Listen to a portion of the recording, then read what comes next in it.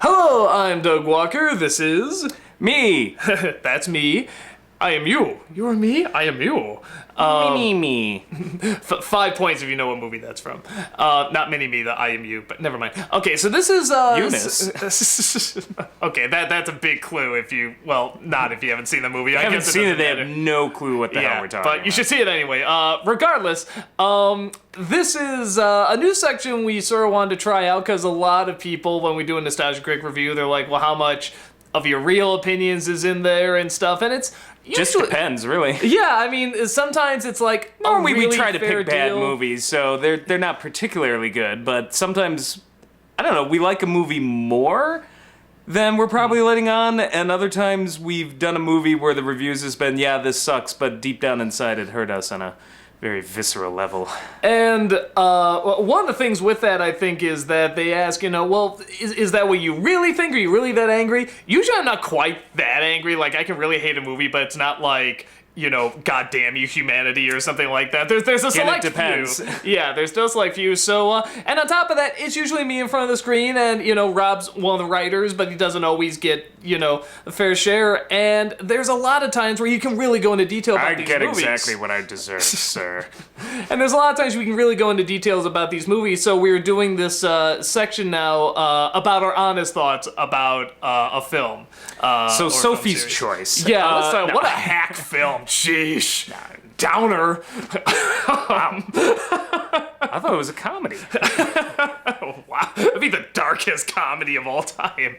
So, yeah, this is a new section we're starting where we're going to do one right now on The Matrix, and then the next one's going to be Mamma Mia, because I know you have things to say much more than I have to say about that. Like, that's actually one of his, top 3 hated movies you had to review for this. I'm gonna put it number 2. Yeah, number 2. There you go. So definitely tune in for that because there's gonna be a lot of hate for that. But it may just be me shouting like Doug. I don't know yet. So, but we're gonna do our honest views on some movies we reviewed, and if you have any that you want us to talk about, doesn't have to be in any particular order, go ahead and mention it below. And we're gonna start off with The Matrix because this is the one that people clearly have no strong opinions about at all. While we were doing that, we could have done Man of Steel, right? I think Man of Steel got a better reception than in terms of where the you go. positivity. Because honestly, online I found a number of people were just like, oh yeah, this movie I thought what always sucked, and I'm like, oh really? No, you know what I found, and this is kind of fun. I found because since we've gone back on YouTube, I compare our website and then what YouTube thinks, and it's almost always polar opposite. It doesn't mean one's right, one's wrong, or one's smart and one's stupid. It just goes back and forth. Yeah, sometimes on YouTube they're like, but I like this movie, and other times on YouTube they're like, you're totally right, this movie sucks. Well, on our site they're like, how dare you, sir? Yeah, no, you can never tell. So with The Matrix on our site, people seem to be like, yeah, it was... we can look back on pretty dated and silly and stuff like that. On YouTube, it's like, you cocksucking whore! You should talk about the sequels! And I did, and they only got half the amount that The Matrix got, which is always... because they already know those suck. Yeah, maybe, so I don't know, but whenever how can you talk about it? Well, first of all, it gets really good views, but that's not the reason. The reason really was that for years that was the reaction I got. Here's the thing, if you've commented on it, you've already clicked on the video, which means that was just views for us, so... That's why. No, but there's people I'm just letting you know. If you're like, why would you even bother? Well, you're commenting and asking us, and that just gave us a hit. No, and there's people coming out like, I've watched it 5 times now, and I still don't get it. Pissed. It's oh no. So the views have really been on our website, it's been pretty, yeah, I can see that. Even people are like, I kind of like it still, but whatever. And then on YouTube, they're like, mad as hell, I'm not gonna take it anymore. So this is a chance to talk about our real views on it. When I saw it in the theater, the first thing that jumped out to me really about it, apart from the effects and everything, is that it was so bizarre how the first half was almost nothing but talk, and the second half was nothing but action, and I found that really distracting. I thought they could balance it out a little bit, but it didn't destroy anything for me. I just thought it was a little full of itself, a little pretentious, but fun. The You effects. analyzed it way more than I did when I saw it. I just liked it. Yeah, I mean, but that's what I mean. Like, you sort of looked at it, it's like, that was fun, Yeah. cute movie. Like, I don't think you got, like, sucked in, like, what's next? What's in the world? What, that blew my mind, because this... Well, no, there were parts of it that really sucked me in, but I didn't think there was ever going to be a sequel. So I just took it at face value. I wasn't sucked into the world so much because there wasn't much to get sucked into. It's just like, oh, there's a Matrix, so there's this fake world, and then there's the real world, and the real world sucks, and the Matrix is actually the interesting part, and I like the idea, and then it ended with Neo flying off into space like Silver Surfer, and I'm like, okay, there it is, like the end, and... Yeah, what's that gonna open up? What's that gonna mean? And, but then that turned into a huge hit, and they said more, and, well, we got... less. We got a few cool scenes in Reloaded, but yeah. Sometimes less is more, and sometimes more is less. Yes, Revolution was definitely pretty bad, but most people know what we think of the sequels. We'll keep it to mostly the first one. The idea of there being another world, that we're not aware of, and, everything kind of being symbolic and stuff like that. It's, like, sci-fi has done this before. Dark City, I think, did it a bit more effectively. But I didn't bother me too much, really. I think they were so close together that they were in their own bubble. I don't feel like, oh yeah, this was a ripoff of No, Dark I don't City. feel that either. No. Well, Matrix is probably in production right when Dark City already came out. Well, and again, it's an idea that's been done a lot, that our reality is an illusion. Just, spoiler, a lot of films and stories have done that. And the strength of both Dark City and the first Matrix versus the Matrix sequels is it knew not to over talk about it. Oh, I don't know. Matrix still had a lot. Remember, we were watching, man, like, they talk a lot of they long-winded talk a speeches. lot, but compared to the sequels, it's still kind of compared nebulous. to sequels, yeah. It's like, well, okay, we've given you kept some focus. We've given you an idea of what this all means, but they didn't pick it the hell apart.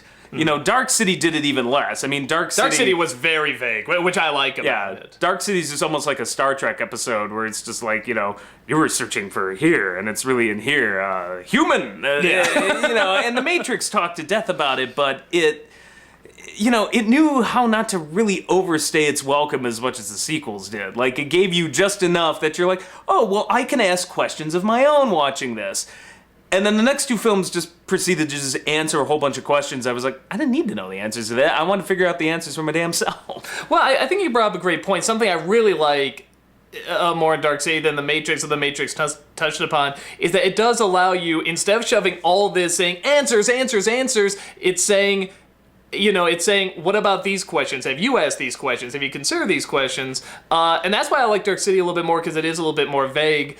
And I do like the style of Dark City more too, but, the funny thing about Matrix is that everyone's like, a lot of people say it was a very nitpicky review, and, at some points are right, it's like, okay, I'm doing this for comedy and such, but for me, the real biggie is the long-winded speeches, which don't kill the film, really. You kind of go, okay, because this is at a point when action films were just starting to be like, hey, maybe we can think... Because when you really think about film, even though I love a lot of action films, before we think about the 80s and, like, the early 90s and stuff, it was not a thinking man's medium. You could argue even today it's not necessarily, but there's an option now. And I think because of that, the long-windedness gets to me a bit, but the big thing is that the two leads are so boring. And I never got... Here's the thing. It's the journey of the hero. Fair enough. Luke Skywalker has to learn stuff, not only physically but emotionally. With the Matrix, everything's a plug-in. So he's like, I know Kung Fu. Show me. Okay, he knows Kung Fu. What disagree with you a little. What philosophical changes did he have to really go through aside from, I know it's the Matrix? Okay. You're missing something, that's though. Kind of it's only part one. I don't think it's actually a hero's journey as much in part one. There's a hero's journey. All they talk about is how he's the one, you're the savior, you're the one who will bring balance. But what has he done? What is it about him? But it's not about, if you look at it, I don't think it's really about him. Like, he is just, it's really, watch it, it's more about Morpheus. I would like this movie a lot more if it was really about Morpheus. I don't think it is. You can claim that they put... He's not the one to climax at the end. He's not the one saving the world. In fact, he's the one that has to be saved. But it's Morpheus is the one who has to have faith that this clown they picked up, who But has no you know, personality, it's not him on the front of the poster. It's always him in the background. He is not the focus. You know Keanu Reeves is the focus. I'm saying if you want to say it's a hero's journey thing, all three of them together, yes. Because that's where they start bringing the shit in where he becomes literally this messianic character, but it's really very simple. Like, deceptively simple in the first one. It's, here is this object that Morpheus, who is the only, and the other characters really, was it Cypher? The Judas character. Oh, Judas. Yeah, I just call him Judas. I call him Italian Judas. Italian Judas. Italian fugitive Judas. It's really about their reactions to finding this guy and them having faith in him. Luke Skywalker did way more, I think, in the original Star Wars, and that was more like a cut and dry hero's journey thing. Now, they do that in the sequels and develop it there, but for me, it's like the first one, Neo's just this guy. And you're right, they do just throw it at him and everything, but to me, that's because it's not really was about the hero's journey. Like, he's not even the most interesting character. I don't know. He's Look some at sort it. of bland everyman that you just throw in. And Well- I guess that's always the case with Luke Skywalker, too. But I will say that it's obvious they're trying to go for the every guy. You know, like, this could be you. Anyone can be, you know, something great. You know, fair enough. It's not. if it really was about the hero's journey, then Morpheus probably should have been dead by the end of the first movie. He never loses his sword master.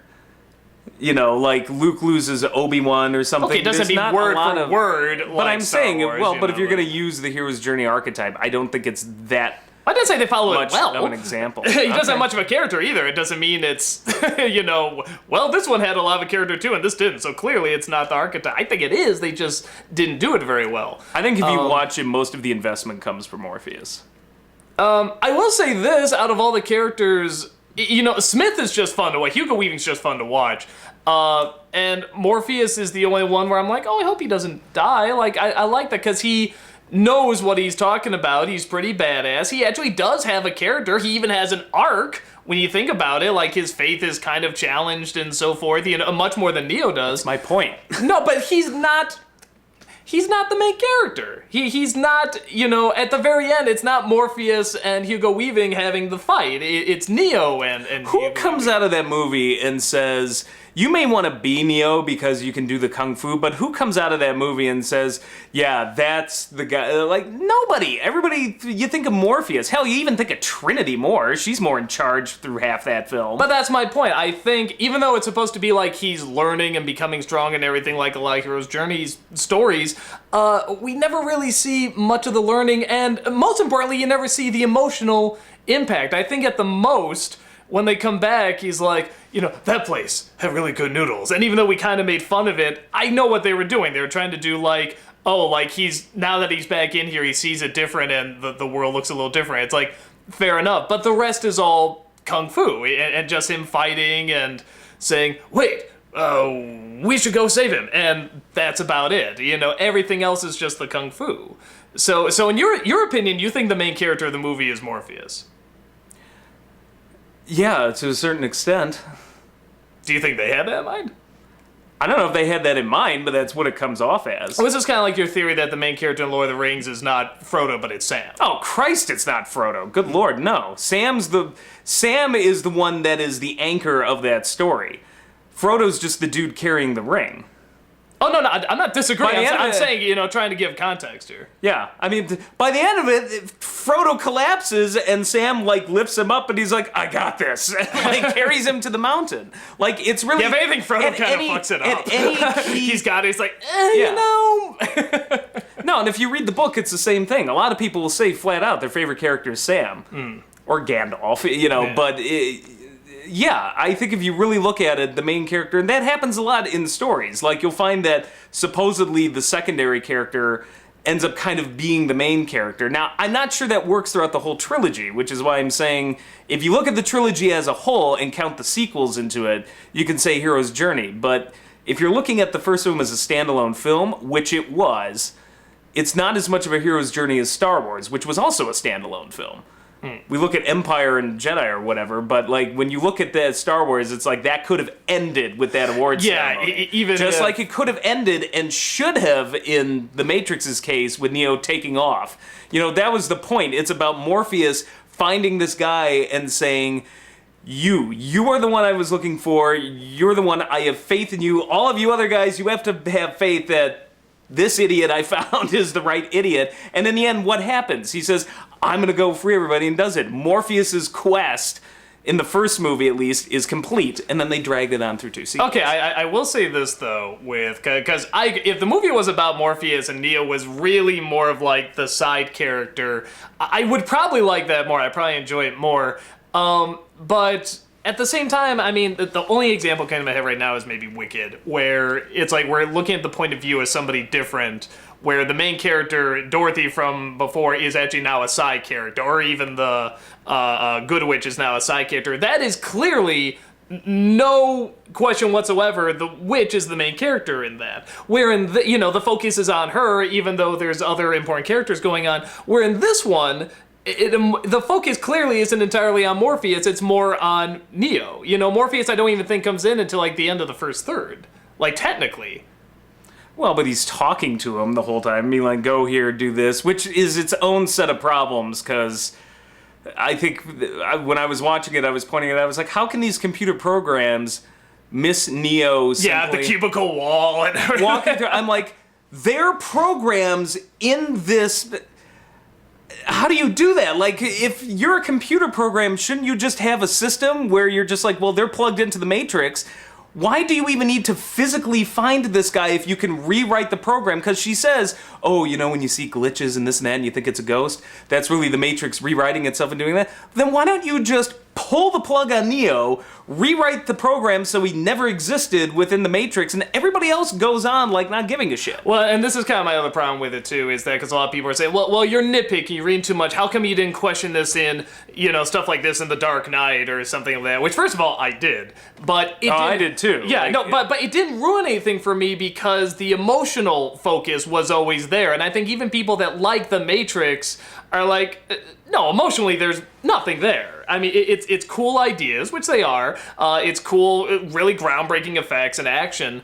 But emotionally, you're not invested. I mean, even like diehard fans are You're like, only emotionally invested in the way that Keanu Reeves' character is an everyman. And he's like a blank slate. It's what you bring so to you it just, very much, yeah. He's like a blank slate, and He's you the just Harry throw Potter. yourself He's the most boring into character it. in it. Yeah.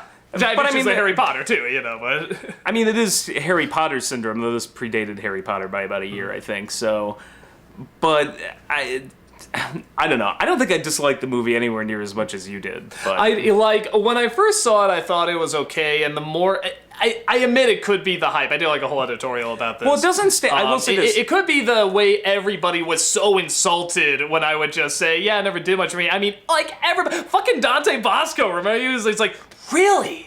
I mean, he was just like, what are you? And that's always the look I got. I got just so sick of it. I'm gonna have to go all Firelord. It's like, I just got so sick of it. I'm finally like, you know what? It's not that great a film. I'm sorry. It changed some stuff, but it's not that great and blah, blah, blah. And really, I think when the hype dies down and everything, like, it's, but there's it's always passable, films. There's in always my films like opinion. that. Some films just work on ideas.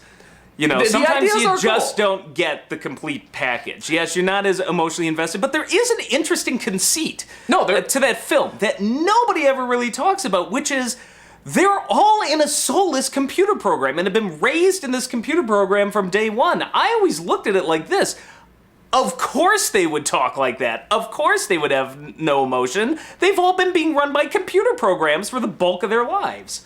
But the computer programs are more interesting than them. Like, all the computers have more interesting personalities. That's a failure of the sequels. No, even the first one. The Oracle is Okay. a million times more interesting. Hugo Weaving is a million times more interesting. Like, half of those agents. Okay, no. Here's the thing. Hugo Weaving's only interesting because he's chewing scenery.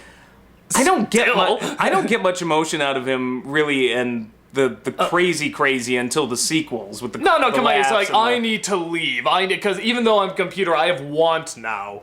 Which is explained in the Animatrix now. That's a whole other... But what emotion is there? It's really all coming out through the acting. I think what your issue is the acting. No, he says, I want out. Want...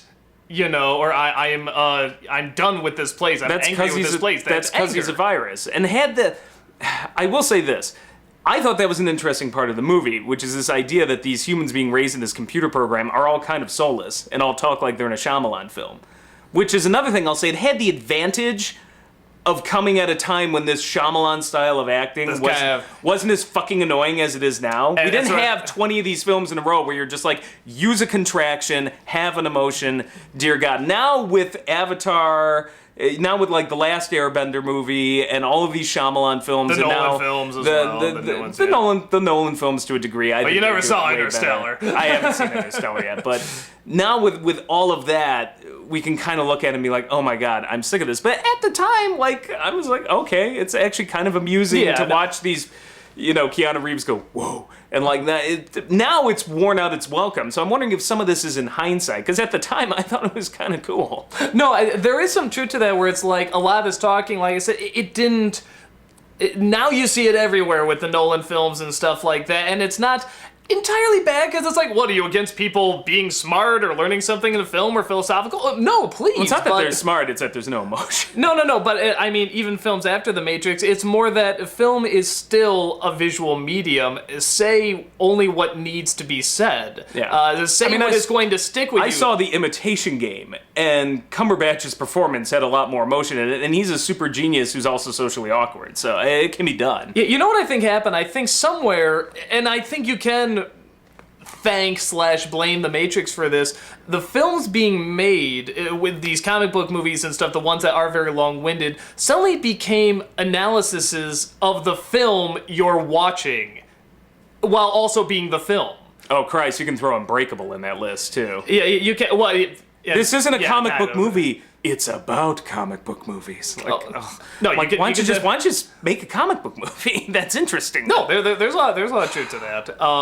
And somewhere we got all on this line where I think because for so long we have not had so much dialogue. I enjoy Blade as a comic book movie, but it's also the Blade syndrome of its style over substance to the point. Well, it's just cooler if they have no emotion and wear sunglasses and all leather and don't say much of anything. And honestly, it's the Western. It's the Western archetype. Clint Eastwood walking around with 2 lines of dialogue. Which is why maybe I don't mind it as much. I mind it when they start then spouting off reams and reams of dialogue, because I'm just like, now what makes characters like that cool is they don't talk much. No, I'm totally with that. But I didn't mind it as much in The Matrix because I thought there was more of a balance, and this may just be because the sequels just so overdid it. But it is compared to definitely the sequels and compared to films now. It's something where it's like The Matrix holds up a little better, but in my opinion, a little worse, because I am hearing these dialogues now that I'm like, oh Christ, this is where all these other films that talk. Well, this was the dual reaction we had. Whereas I watched the first Matrix with you when we did the NC, and I came out of it and I'm like, okay, this didn't hold up as well as I thought it would. I still like it overall, but yeah, I see what you're saying. Meanwhile, you, for reasons I'll never comprehend, for years was going on about how Reloaded was the superior sequel and the better movie, and then we were watching Reloaded, and somewhere in the middle of all of this dialogue and nothing happened, you just went, yeah, this isn't holding up as well as it was like a total switch. So we each switched around. Yeah, so now now I agree, it is 1, 2, 3. There is one point, because you do bring up a good point, which is the Oracle seems to have personality. Smith, to some degree, has personality. I don't think as much as you claim, but at least not until the sequels. That I thought was cool about the movie, because you have these humans who are raised in this computer who are all computer-like. And then you have these computer programs who want to somehow break free of their programming and soullessness, and they have personality. And I guess that's where I thought it was fine in the first movie, because you could read into that. But then in the sequels, like, they never played it up enough. In some cases, they overplayed it with, I made a choice, and I'm gonna break free, and then they also underplayed it. Like, they didn't make that the focus. And I think, if you're gonna throw in all these ideas and such, which, I mean, I think we both agree, the first film, has a lot of great ideas. I'll even argue the sequels have great ideas. Like, they actually do. But if you're gonna throw in so much talking and so much detail and try so hard to try to explain every tiny little thing, you're already kind of writing yourself into a corner, because unless you're J.R.R. Tolkien, who had, appendices up the wazoo of everything and had everything explained, which even then he had The Hobbit, which didn't entirely connect into the world. Well, he wrote The Hobbit first. Yeah, so. no, but that's why I mean, like, it's, you're already running yourself into a corner because people are going to say, well, wait, what about this? Well, wait, what about that? If you're only going to rely on the detail, or you're going to rely on that the most, you're already kind of dooming yourself because you had to be distracted by the emotional connection. You're right, and that is part of the problem, I think, is tone. Some comic book movies can get away with giant errors just because you go into it with the tone that was a comic book movie. When you start getting into the Nolan films and stuff where it's like, no, this is important. This means something. We're going to say this is about philosophy and these big ideas. When you get into the nitty-gritty details of it and try to make it very self-important, you can do that. I don't have a problem with that. But you do open yourself up to people looking at it like, okay, well then this doesn't make sense. Like this doesn't make sense. Like the first film, that was my biggest problem, is I still don't understand why you would have the Matrix created and need people to be sentient. I'm like, well, they're living off the bioenergy of humans. Fine. Your computers, you've managed to build this super network, these frickin' Cthulhu bots running around with their crazy tentacles, plug people in, unplug them. Why the hell do you just not take out the part of the brain that would figure out that you're in the Matrix, or give them a lobotomy and just live off our stupid dead body, like our stupid brain dead bodies? Actually, that's one of my favorite things in the comments was that there was about 12 different people that went, fool. Obviously, the reason that they have the Matrix is they list a reason, and then the other 12 people start off the exact same way, list an entirely different reason. Everyone has a different reason why. I've seen every reason on the planet that's been given to me. It's not in the movie. None of them make sense, and it's not in the movie. Yeah. So if you want to justify it and say, well, this could be a reason why, that's fine. If you have your theory, that's fine, but it's not in the movie. They don't explain. The film clearly does not explain. It's a huge problem for me, because I'm just like, why then? Or when Neo gets unplugged and then he's flushed down the toilet, I'm like, why don't you keep them in, whenever somebody gets out of there, instead of flushing them away, why don't you just keep them in that pod, seal it up, let them die? If you're aware there's people out there building a Zion, why are you kicking them out? Which again, really, all of that wouldn't matter. Our supercomputer Matrix. All of that wouldn't matter so much if they didn't put so much focus on all the details, and if there was enough emotional connection to the main characters. It's the double-edged sword, whereas something like Dark City doesn't give a shit about the details. Well, no, it's vague. It's very vague. Which is almost a problem. You can look at it and be like, what the hell is this film even about? In the end, it's not here, it's here. Like, it is very vague, but that's the double-edged sword. but that's kind of what I liked about it, too, is that allows you to bring something to it. What is, it's not, I guess, not quite answered, but it's raising that question. But it's not trying to answer it for you either. That's why I felt The Matrix was. It was bringing up questions, but it was trying to answer them at the same time. And I don't know if that was necessarily I don't think the best it way to do answered that much in the first film, which is why I like the first film. No. Like I said, it was kind of trying to. Like, it brings a question, but then it's like, maybe it's in this direction we're trying to point over here. Like, really over here. Like, really over... We're not saying the answer. We're not showing you the answer, but it's maybe over there. It's like that seems like that's the If you approach it as a comic book style movie that's very stylistic and bringing up a bunch of philosophical questions, it's an open and shut case of here's a beginning, middle, end, I think it works fine. I think a lot of the problems the film has is actually now because it's attached to the inferior sequels.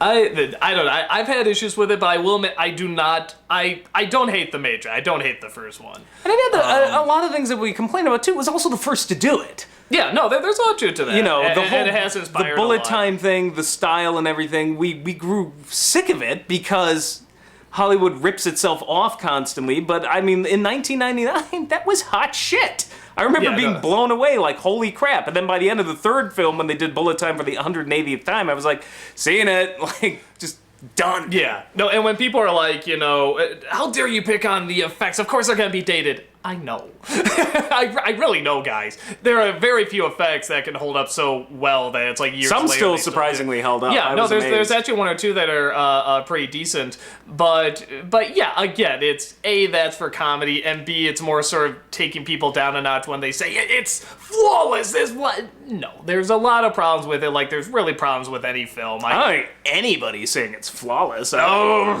Really? yeah. Again, go to YouTube. There's a lot of Just say the words Keanu Reeves is the Messiah and tell me that's flawless. right. That's always my thing when people can be like, it's a masterpiece. It's incredible. How dare you not like just Keanu Reeves is the Messiah. And maybe, just maybe, you could get away with that in the first one, but as the sequels go, Man, not for me. You couldn't for me, but... Do we want to talk about the sequels now? I don't have much except that I still think there's good ideas. That highway chase was cool. That's all I took out of the second one. Watching them again, like I said, there's... It kind of like maybe with Lucas and the prequels, like there's seeds of good ideas here. And some are even sort of explored a little bit, but... somehow it gets lost way too much in its own being full of itself and being so detailed and being so Shyamalized.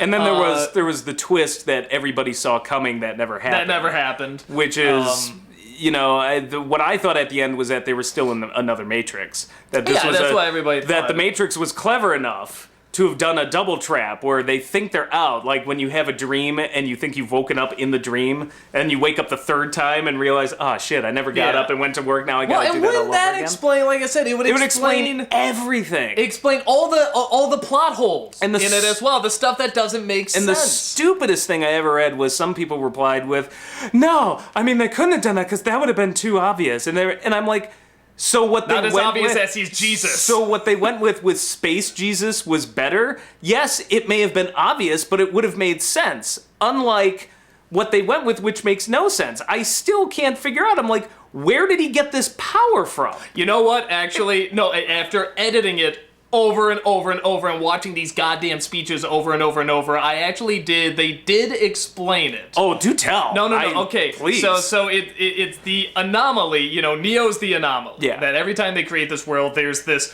perfect one that can do all these incredible things. Because of that, he has what they call like a spark of the original computer energy.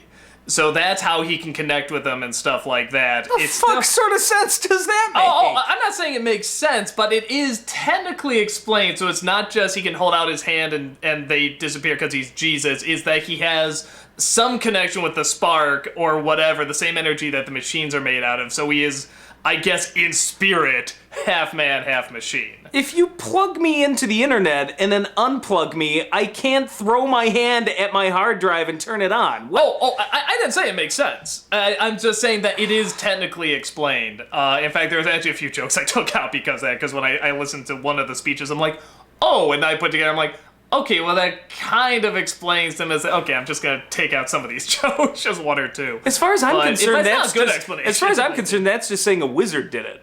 That's just magic. He's got a spark of the original. What?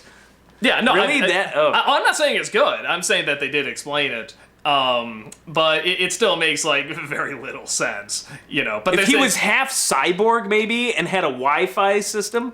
Well, I don't get how it's maybe in if a they person. cracked it. Maybe if they X-rayed him and they're like, you have like a half cybertronic brain or something. But then why would any of them? They're human. Yeah, no, and how can Smith hack into an actual mind and say, and like take him over forever or whatever? I guess if you want to argue that there are some machine parts somewhere in the head if you have to jack in, but they never went into any detail about that. Yeah, they went into detail about all these other things, but never quite that. So, if that's the case, and if there still is something left, and he can control the computers, why can't the Matrix reverse that and be like, hey, we know where this asshole is because he can control. Like we sense him. Yeah, no, again preaching to the choir there. Stupidest computer ever. So yeah, I mean, it's the sequels. I still think have some good ideas and some decent philosophies that do not gel together at all. Get way too sidetracked. Where the first one you could all get sidetracked too, but it's still whenever they go off on a speech, it's still we're talking about the Matrix and the goal is to make you a better leader, even though we're not really teaching you anything that we're not just saying over and over and over. I will say this. I was surprised because I was dreading watching the third film, like hardcore. I'm just like, because I remember sitting in the theater and being so bored, particularly at the Zion battle, which went on for fucking ever. And that strangely, if you look for the silver lining and things, I came out of watching that battle. Actually, way more impressed with it on the small screen than I ever did on the big screen. I was going to say, you were more screen, impressed with that than I was. On the big screen, it's a bit of a like jumbled sort of train wreck. On the small screen, and we watch it on your TV, which is bigger. We watch it on mine, which is smaller. And I could make out all the little details and see how well composed the shots were. And I'm like, all right, this is really not only a technical feat, but it's really gorgeous in some scenes. And like, now that I can see everything, I'm not stuck watching it on a giant 80-foot tall screen or something. I'm like, this actually works. And I actually enjoyed it. Now, the difference is I had no connection with a single character. And that was its failing point, because I'm just like looking at it and going, ooh, wow, this is pretty. And oh, that's a cool shot. That's a cool. But if you're talking about like getting wrapped up in the emotion, like when the leader of Zion dies or whatever, or when frickin' Wesley Crusher like tries to save the day, I just could have cared less. Which, that was another point we were talking about. In somewhere in the middle of the battle, I remember turning to you and I was like, I just realized something. In like Return of the Jedi and Empire Strikes Back in Star Wars, you had Porkins, you had Biggs, you had Dak, Wedge Antilles, and then unnamed guys, like in Jedi in particular. There's a ton of just unnamed guys, and I was just like, to this day, I can remember nearly every single line those guys had. Good shot, Red 2. Good shot, Red 2. There's too many of them. I'm head. I'm pancake face. Yeah. I remember all of these guys, and I'm like, I turned to you, I was just like, I had more emotion for people that I had known for 5 minutes in one of those movies, Jedi Empire, because I think Wedge is really the only one to carry over of the secondary pilots, than I did for characters that are in the Battle of Zion that have been there either since the first Matrix movie or the second. And I'm like, and these films I think are longer than Star Wars. I'm like, that is spending 6-7 hours with secondary characters that I don't give a crap about. How do you do that? Yeah, like, how is that physically? I was like, Return of the Jedi, the guy who flies into the Executor and blows it up. I felt more sorry for him and his 2 lines than I did for some of these characters. And I don't know if it's like 80s character actors. We talked about this with Brad, that there was something in the 80s, and particularly the 80s, where the side characters had personality somehow, even with no lines. Yeah, it's like all the side characters in the 80s were played by really good character actors, and that's not around as much anymore. Well, and it reminded me of a story. Apparently, the guy who played Porkins in Star Wars was all upset because he found out his call sign was Porkins. He's like, "Oh, I get it, because I'm fat. What the fuck?" I always thought it was a very insulting name. And Lucas came up to him and apparently explained it. And he's like, "Listen, I know it sounds bad, but there's this whole backstory," and he relayed this entire backstory to this guy, and he agreed to do it. I have no idea if that story is entirely true or not. I remember reading it somewhere.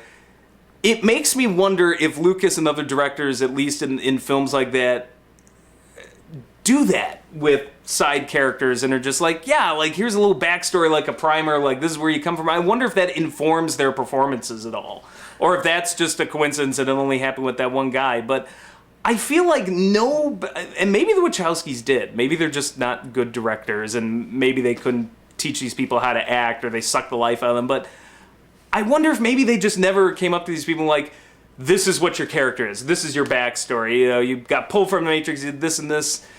Or maybe they did too much of it, that'd be my guess. Or maybe they did too much. Everything's so serious. Well, now that I know I have to carry the weight, it's like, it can be either. It's just... But whatever it is, yeah, like there was something about all of the pilots in the Star Wars movies and in other films kind of from the 80s and early 90s that I got way more attached to them than I ever did. Honestly, as stupid as something like Independence Day is, I got more attached to everybody in that movie than I did in the Matrix movies, like in the battle at the end of like Independence Day. And I'm like, you have to somehow give secondary characters actual character to make me care.